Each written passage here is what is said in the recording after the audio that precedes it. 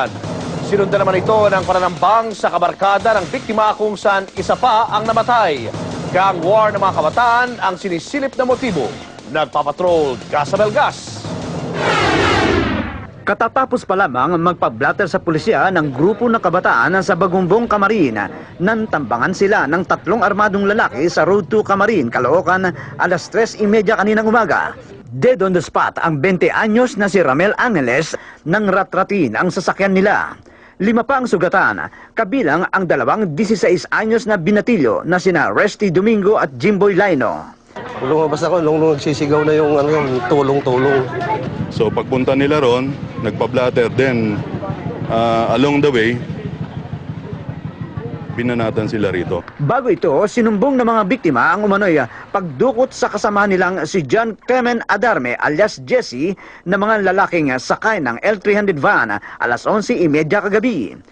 Madaling araw na, bakit di pa bumabalik eh? Pinano namin dyan sa sabi nung pulis dyan, pauwi na i-blatter daw. O, ba't ako wala pa rito? Isang nagngangalang alias Erwin ang miyembro ng kalabang gang sa Phase 4 ng Terra Nova ang umano'y nagbanta ng katagang wawalisin ang grupo ng mga biktima. Ilang oras matapos ang pananambang, bandang alas 6 ng umaga, natagpuan naman ang bangkay ng dinukot na si Adarme sa Ranay Street na kalapit lamang ng lugar ng ambush. May mga saksak at palatandaan na sinakal si Adarme. Ayon sa mga pulis, madalas na nakakaaway ng grupo ng mga biktima mula sa grupo ng mga taga-Bagumbong ang mga kabataang taga-Terra Nova Phase 4. Actually, may mga blatter sila sa Police Assistance Center natin sa Bagumbong. Na yun nga, involved sila sa mga agyat bahay, ganun. Din siguro, baka sa tingin ko lang, baka itong mga kabataan din ng mga armadong ito, baka biktima din sila.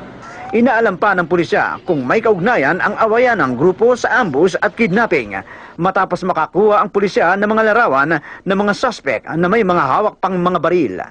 Gasabel Gas, Patrol ng Pilipino. Walang tanggas ang pipeline ng First Philippine Industrial Corporation. Itong resulta ng pag-aaral ng isang international company matapos paghinalaan ng Makati government. Nasa tubo nito nagmumula ang tumatagas na petrolyo sa basement ng West Tower.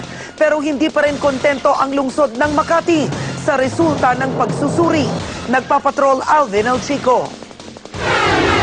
May resulta na ang tinatawag na magnetic flux